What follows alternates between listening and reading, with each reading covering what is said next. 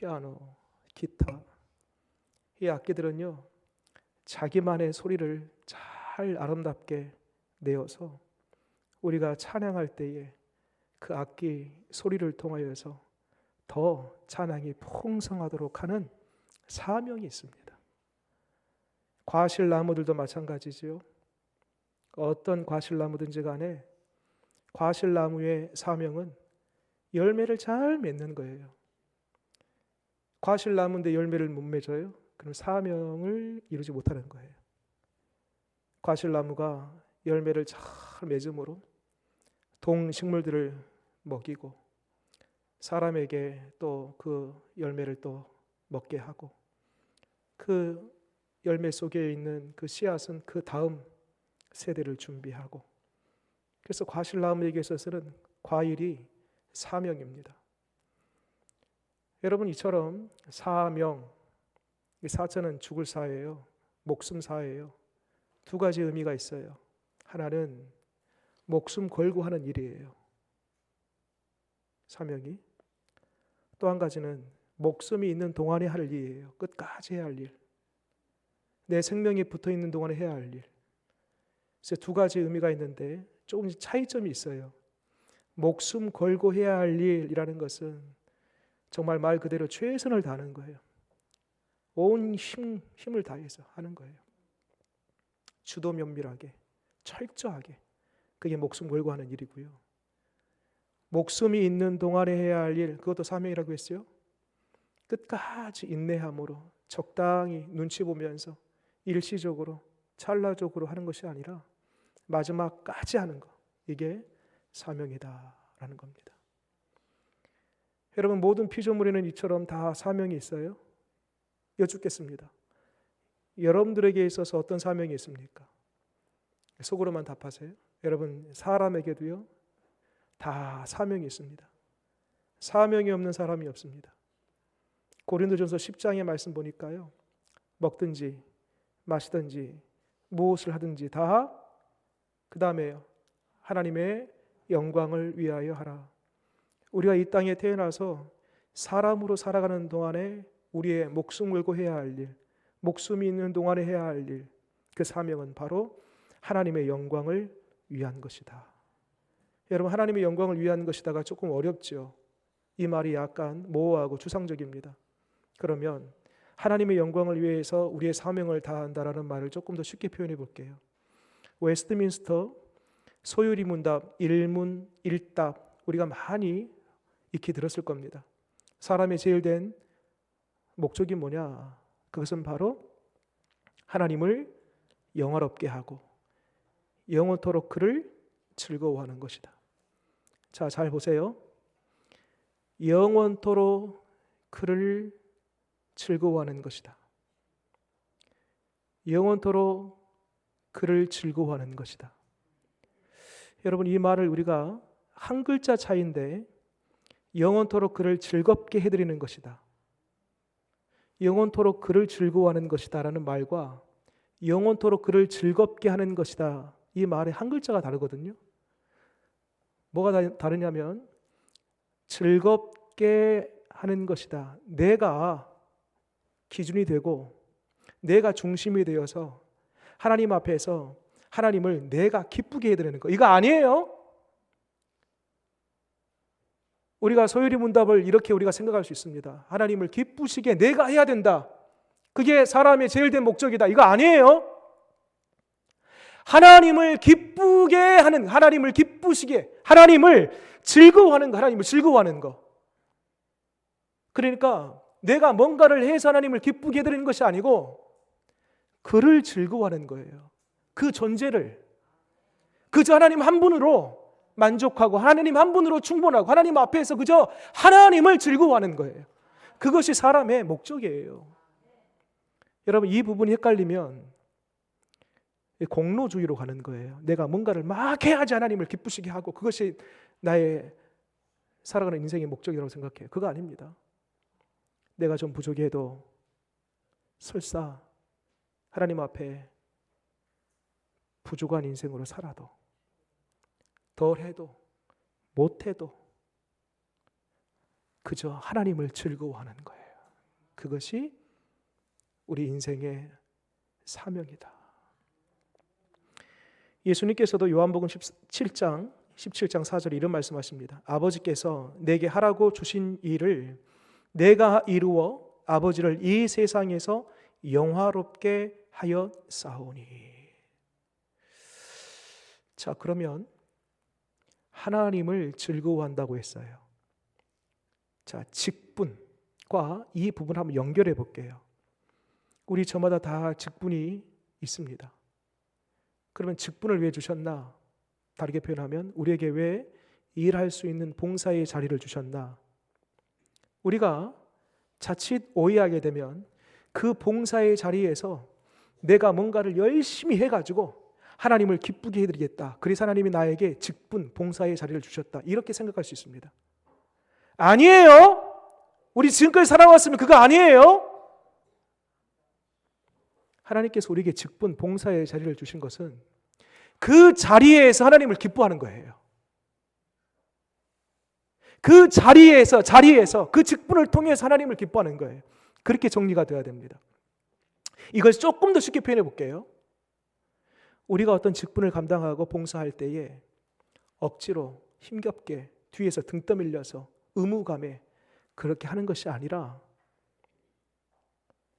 스스로 자원하여 기뻐서 하고 싶어서 하는 그 봉사.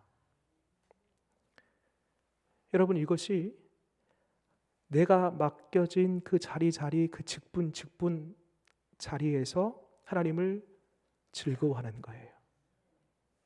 하면 여러분 스스로에게 한번 답해 보시기 바랍니다. 질문 드려볼게요. 여러분들은 지금 현재 그 자리에서 기쁨으로 즐겁게 감사함으로 자원하여 그 일을 감당하고 계십니까? 한번 스스로 한번 답해 보시기를 바랍니다. 자, 그러면 한 단계 더 들어가 볼게요. 우리가 하나님께서 자리를 통해서 그 일로 하나님을 막 기쁘시게 해가지고 뭔가 하나님을 기쁨을 드린다, 이게 아니고 하나님께서 우리에게 주시는 그 자리를 통해서 그 위치에서 하나님을 즐거워한다라고 했습니다. 이 이야기는 곧 내가 하는 그 모든 일들을 기쁨으로 자원해서 스스로 자발적으로 하는 것이 그 자리에서 하나님을 즐거워하는 거다. 그 말과 같은 말이라고 했습니다. 그러면 어떻게 하면 우리의 그 직분, 봉사의 자리에서 즐겁게 기쁨으로 일할 수 있을까? 그것은 뭔고 하니 같이 한번 죄송합니다. 따라서 한번 해보겠습니다. 먼저 은혜를 받아야 합니다. 그렇습니다, 여러분. 직분보다 먼저가 은혜입니다. 그래서 로마서 1장 5절 말씀 앞에 보면서 같이 한번 띄워주시면 박자가 저하고 같이 방송실하고 맞춰서 계속 안 띄우고 계시는데 띄웠습니다. 읽겠습니다. 시작. 그로 말미암아 우리가 은혜와 사도의 직분을 받아 그의 이름을 위하여 모든 이방인 중에서 믿어 순종하게 하나님. 그 앞에 거 한번 띄워보십시오. 그 앞에 구절. 그렇습니다. 그로 말미암아 우리가 뭐가 먼저 나와요? 은혜와 그 다음에요 사도의 직분이 먼저 나와요? 은혜가 먼저 나와요? 그래요. 내가 어떤 직분, 어떤 봉사 일을 하기 전에 먼저 받아야 될 것이 뭐냐면 은혜예요, 은혜. 은혜가 빠지면 그 직분이 힘들어요. 하고 싶지 않아요. 나중에 하다가 지쳐요. 탈진해요. 관두고 싶어요. 내려놓고 싶어요. 그래서 꼭 연말이 되면 목사님, 평소에는 전화도 없어요. 전화 안 해. 꼭 연말 되면 목사님 뭐예요? 목사님 나 힘 빠졌어요. 힘들어요. 나 못하겠어요. 여러분 다르게 표현하면 이거 뭔지 아십니까? 목사님 저 은혜가 다 빠졌어요. 은혜가 다 떨어졌어요. 그 이야기입니다. 여러분 그래서 어떤 직분을 맡기 전에 먼저 내가 가져야 할 것은 바로 하나님의 은혜입니다. 은혜. 지금은 이 가정에서 도축이 안 되잖아요. 독축 이렇게 닭 잡고 막 이게 개 잡고 하는 게 안 되잖아요. 불법이잖아요. 근데 과거에 한 10년 전만 하더라도요, 가정에서 아주 자유롭게 이렇게 닭도 잡고 개도 잡고 그렇게 했습니다. 이 관상교회 제가 이제 한 10년 전에 왔었는데 10년 전에만 하더라도 그때는 별로 없었어요. 막 이렇게 뭐 닭 잡고 개 잡고. 근데 전설적인 이야기를 제가 많이 들었습니다. 거의 매주마다 뭐가 하나씩 죽어 나갔다 뭐 그런 얘기가 있어요. 근데 제가 이제 우리 교회에서 있었던 일은 아닙니다. 오래된 이야기인데 제가 한 중학교 고등학교 때쯤으로 기억이 나요. 어디에서 누가 닭을 잡아요. 닭을. 근데 닭을 잡을 때 단칼에 딱 그 급소를 찔러서 이 닭을 잡지 않으면 이 사람도 힘들고 닭도 힘들고 그래요. 한 번에 쑥 들어가요. 한 번에. 그런데 이 닭 잡는 사람이 경험이 좀 부족했는가 봅니다. 계속 찔러도 안 죽어. 피만 나, 피만. 그러다가 닭을 놓쳐버렸네. 그러니까요, 닭이 거의 죽음과 그 살아있는 거 그 사이에서 막 오고 가면서 막 도망을 다니는데 피는 막 흘려내죠. 피는 막 나고 온 집안을 막 피 흘린 채로 막 다니니까요, 집안이 피 범벅이 나는 거예요. 피 범벅. 말씀을 준비하면서 그게 딱 생각이 나는 거예요. 뭐냐면은요, 여러분, 은혜를 어설프게 받으면은요, 온 집안의 온 공동체를 힘들게 해요. 피범벅을 만들어놔요. 죽으려면 확실히 죽어야 돼요. 죄송합니다. 표현이 좀 그랬습니다. 은혜 받으려면 확실히 받아버려야 돼요. 내가 십자가 앞에서 완전히 죽어버려야 돼요. 꼬꾸라져야 돼요. 완전히 그 안에서 내가 완전히 내 속사람과 겉사람과 내 모든 것이, 내 자아가 십자가 앞에서 죽지 아니하면, 어설프게 살아있으면 온 가정을 돌아다니면서 온 집안을 다니면서 피투성이 만들어 온다니까요. 그래서 무슨 일 하기 전에 내가 십자가 안에서 죽어야 돼요. 완전히 은혜를 받아야 돼요. 누가복음 10장에 마르다 마리아 이야기가 있어요. 예수님께서 이 마르다 마리아 가정을 가끔씩 한번 신방을 가요. 그것이 편한 곳이거든요. 그날도 예수님께서 좀 쉬러 가신 것 같아요. 어느 때와 같이 이 마르다가 예수님 오셨으니까 음식을 잘 준비해서 대접해야 되겠다 생각으로 그 주방에서 이것저것 똑딱똑딱 거리면서 준비를 해요. 이때 마리아가 뭐 하고 있어요? 마리아는 예수님 발치 밑에서 예수님의 말씀을 듣고 있네요. 그랬더니 처음에는 나름 기쁨으로 예수님 오셨으니까 즐겁게 똑딱똑딱 하면서 뭐 이렇게 끓이기도 하고 볶기도 하고 준비를 잘 했단 말이에요. 시간이 좀 지나니까 이 마르다가 좀 지쳤는가 봅니다. 짜증이 살짝 올라왔어요. 그 다음에 화가 났어요. 그래서 예수님에게 뭐라고 하냐면, 예수님, 어쩜 그럴 수 있습니까? 내 동생 마리아는 저렇게 밑에서 아무것도 하지 않고 나만 지금 이렇게 열심을 내서 하는데 너무하지 않습니까? 제 동생들 와서 내 일을 좀 거두게 하십시오 하는 거예요. 여러분, 여기서 이 말씀을 우리가 자칫 오해하게 되면, 봉사의 일과 말씀 듣는 예배의 시간, 봉사의 시간, 예배의 시간, 이 둘 중에 더 중요한 것은 예배의 시간이야, 말씀 듣는 시간이야 라고 생각할 수 있어요. 오해입니다. 잘못된 거예요. 말씀을 그렇게 보면 안 돼요. 여러분, 봉사가 중요해요? 예배가 중요해요? 둘 다 중요해요. 둘 다. 여러분, 과거에 저도 이 말씀을 들을 때 예배가 훨씬 더 중요해요. 봉사는 좀 덜한 거야. 좀 예배 밑에 있는 거야. 그렇게 생각해요. 그게 아니에요. 봉사의 일도 필요하고 예배 드리는 것도 필요해요. 둘 다 필요해요. 둘 다 중요해요. 그런데 여러분, 여기에서 그러면 예수님께서 이 말씀을 하신 이유가 뭘까? 이 마르다에게 이런 얘기를 합니다. 지금 마르다가 어떤 상태예요? 짜증이 올라왔어요. 분노가 차올랐습니다. 마음이 불편한 거예요. 한마디로 기쁨이 없어요. 기쁨이 없는 지금 봉사의 일을 하고 있는 이 마르다에게 예수님께서 뭐라고 하는가 보세요. 몇 가지만 하든지 혹 한 가지만이라도 족하니라. 족하니라. 지금 누가 만족하고 있어요? 누구는? 마리아는 지금 만족하고 있단 말이에요. 다르게 표현하면 지금 말씀 듣는 예배의 시간, 봉사하는 봉사의 시간, 이 두 가지는 다 중요한데 내 마음에 혹 기쁨이 사라졌어요. 그저 억지로 힘들게 하는 일이에요. 그러면 그 일 안 하느니만 못하다.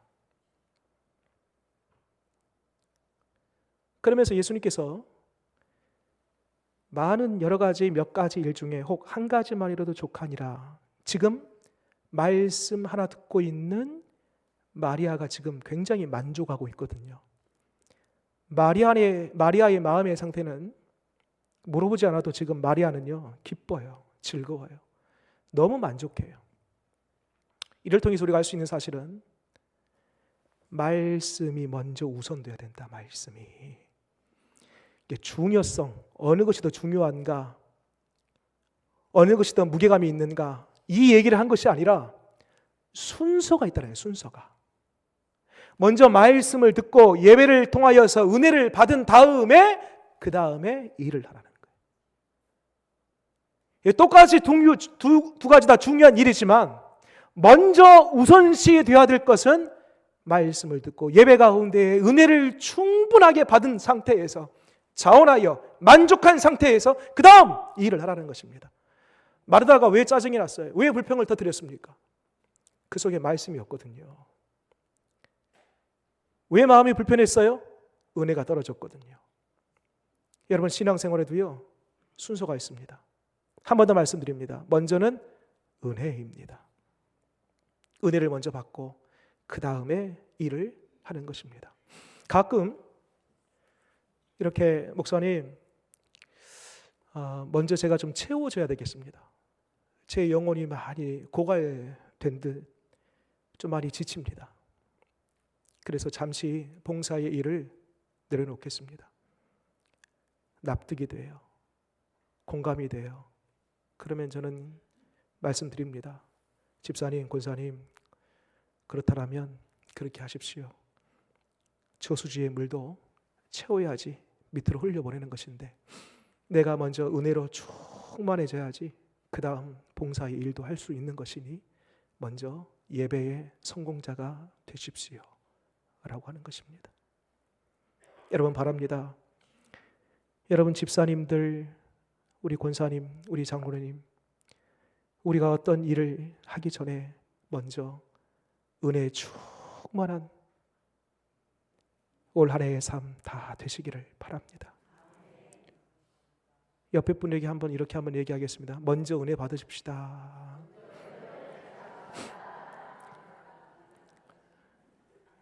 제가 알려드릴게요. 은혜 받은 사람의 특징이 몇 가지 있습니다. 딱 보면 알아요. 딱 보면. 첫 번째, 얼굴이 달라진다. 은혜 못 받은 사람은 항상 찡그려요. 얼굴이 어두워요. 뭔가 불만이 가득해요. 그런데요, 은혜를 받으면 얼굴이 미소가 떠나지 않아요. 미소를 짓지 않아도요, 그 얼굴이 그렇게 편안해 보일 수가 없어요. 옆에 사람 확인할 거 없어요. 한 번만 보세요. 살짝만 보세요. 살짝만 보세요. 살짝만.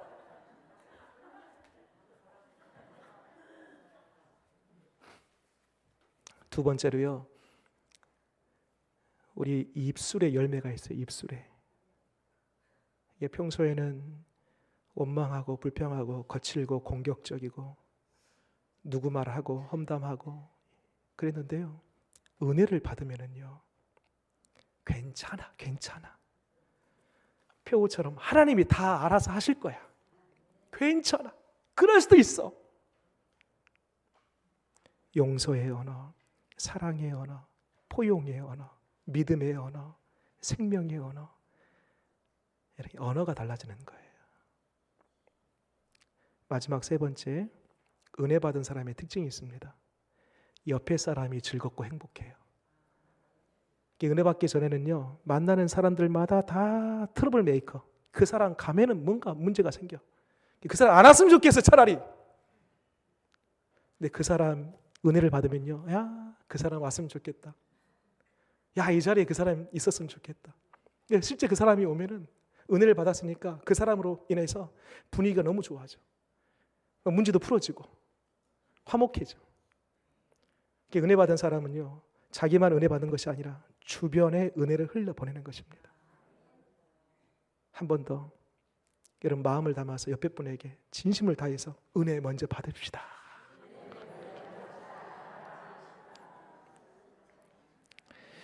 자, 다음으로 그러면 은혜를 어떻게 받을 것인가 한 번 더, 이게 중요한 부분입니다.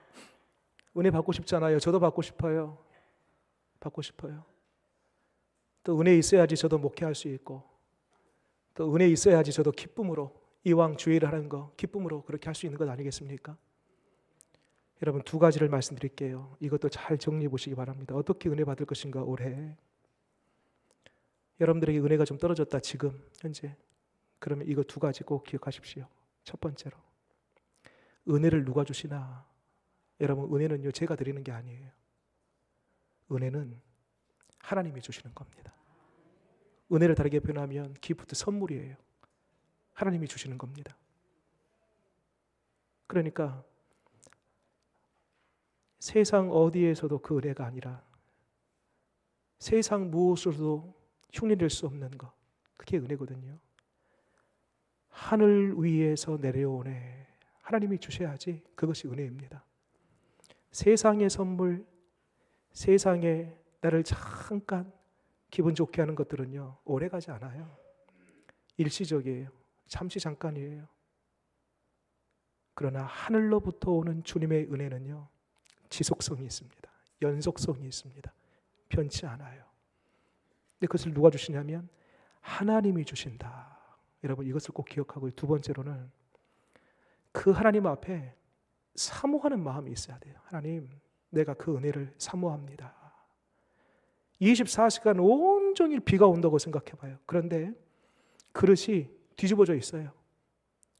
뒤집어진 그 그릇에 온종일 24시간 주룩주룩 비가 온다 할지라도 그 그릇에 물 한 방울 들어갈 수 있을까요? 결코 들어가지 않습니다. 절대 안 들어가요. 뒤집어져 있으면. 그런데요, 아기가요, 입 그릇이 하늘을 향해 있으면요, 채워집니다. 이처럼 은혜를 주신 분이 하나님이심을 알고 그분을 향하여서 내 마음을 항상 오픈해 있는 것입니다. 사모하는 거예요. 주님, 은혜가 필요합니다. 한량없는 주님의 은혜, 변치 않는 주님의 은혜, 항상 함께하는 그 주님의 은혜, 그 주님의 은혜를 내가 사모합니다. 목마른 사슴이 시냇물을 찾듯이 내 영혼이 주님을 사모합니다. 그 은혜는 매일같이 구하는 거예요. 매일같이. 주님, 내일 아침에 눈 뜨면 오늘도 은혜가 필요합니다. 매일같이 하나님의 그 은혜를 사모하고 구하는 바로 그 사람에게 하나님은 반드시 은혜 베풀어 주실 줄 믿습니다. 악한 자라도 그 자식에게 좋은 것을 줄 줄 알거든. 하물며 하늘에 계신 너희 아버지일까 보냐.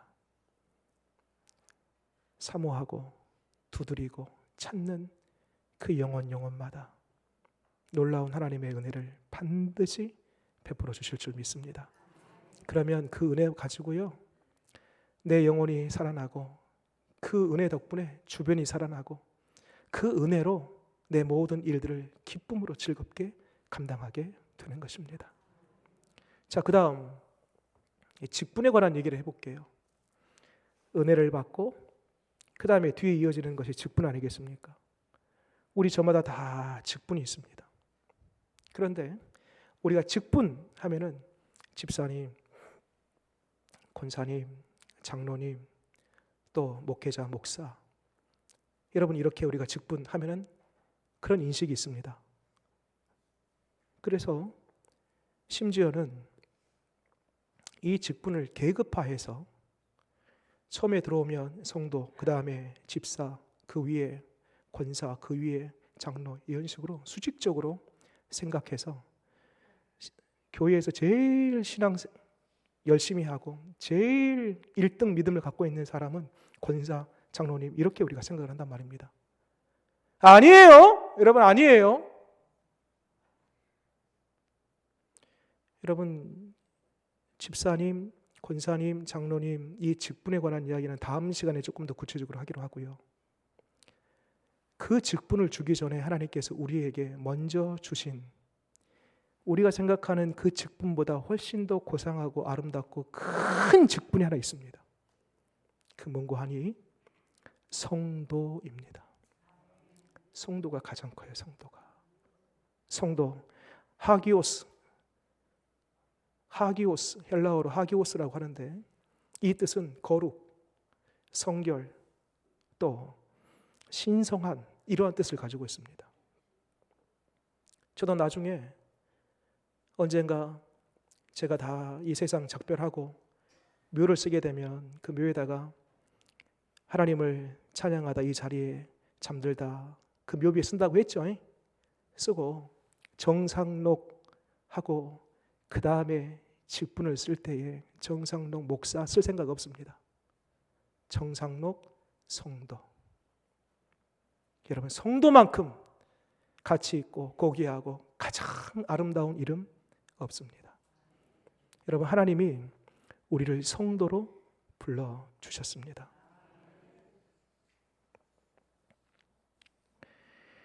이 성도에 관한 이야기를 이제 다음 시간에 조금 더 구체적으로 할게요. 그러면서 오늘날 그러면 집사, 또 권사, 장로 이와 같은 직분은 뭐냐? 그것은 조직, 그리고 제도, 어떤 문화의 틀 안에서 만들어 놓은 것들입니다. 그러니까 조직이 좀 다르고 제도가 좀 다르면요, 여기에서는 목사인데 저 교단 가서는요 목사가 아닐 수 있어요. 여러분, 정상로 목사지만 이 목사라는 직분이 모든 교단이 다 통용된 것은 아닙니다. 그 조직과 문화와 제도에 따라서 달라집니다. 그럼 왜 주셨나? 이런 직분을. 그것은 주님의 몸된 교회를 잘 세워가기 위해서. 벽돌 하나하나가 서로 다 연결되어서 건물을 만들어 가듯이 우리에게 있는 일정한 은사와 그 역할을 따라서 하나님께서 주신 직분들이다라는 겁니다. 한 번 더요. 누가 주신 거예요? 하나님이 주신 거예요. 그래서 디모데전서 1장 12절 말씀 보겠습니다. 앞에 한번 보고 같이 한번 읽겠습니다. 시작. 나를 능하게 하신 그리스도 예수 우리 주께 내가 감사함은 나를 충성되이 여겨 내게 직분을 맡기심이니.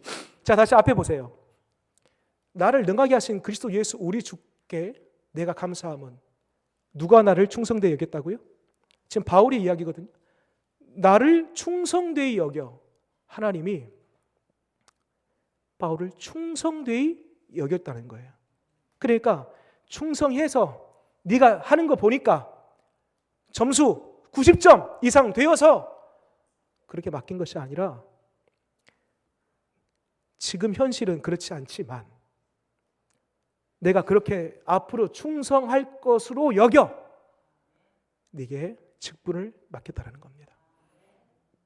여러분, 우리에게 생각해보면 나에게 자질도 부족하고 능력도 부족하고 지혜도 부족하고 그 일을 감당할 만한 어떤 여력이 없음에도 불구하고 과분한 직분을 맡겨주셨어요.